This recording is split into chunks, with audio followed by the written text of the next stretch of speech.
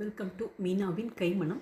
இன்றைக்கி evening ஸ்நாக்ஸுக்கும் dinner ரெசிபிக்கும் மாதிரி தான் ஒரு டம்ளர் சின்ன டம்ளர் உளுந்து ஊற போட்டு நான் கொஞ்சம் அரைச்சி வச்சுருந்தேன். அதில் 4 டீஸ்பூன் கம்பு மாவும் 4 டீஸ்பூன் கேப்ப மாவும் தனித்தனியாக ஒரு குட்டி குட்டி போண்டா மாதிரி தான் நான் பண்ணியிருந்தேன். போண்டாவும் குட்டி வடையாகவும் நான் தட்டி கொடுத்துருந்தேன் குழந்தைங்களுக்கு.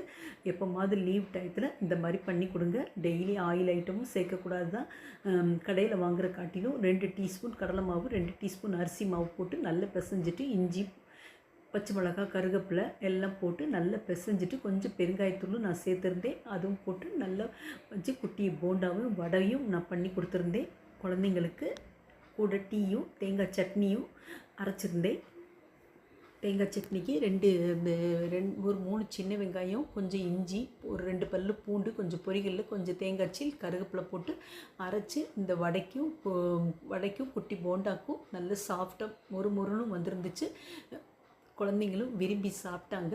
எங்கள் வீட்டில் இதுதான் இன்றைக்கி டின்னரு. உங்கள் வீட்டில் என்னன்னு சொல்லுங்கள். இந்த வீடியோ பிடிச்சிச்சின்னா லைக் பண்ணுங்கள், ஷேர் பண்ணுங்கள்.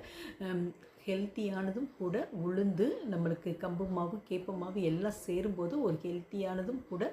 குழந்தைங்களுக்கு அடை மாதிரியும் நம்ம தட்டி கொடுக்கலாம். இன்றைக்கி நான் கொஞ்சம் வடையும் போட்டிருந்தேன், கூட வாழைப்பழமும் இருந்துச்சு. இதுதான் இன்றைக்கி எங்கள் வீட்டில் டின்னருக்கு எடுத்துக்கிட்டாங்க. இந்த வீடியோ பிடிச்சிச்சின்னா லைக் பண்ணுங்கள், ஷேர் பண்ணுங்கள், சப்ஸ்கிரைப் பண்ணுங்கள்.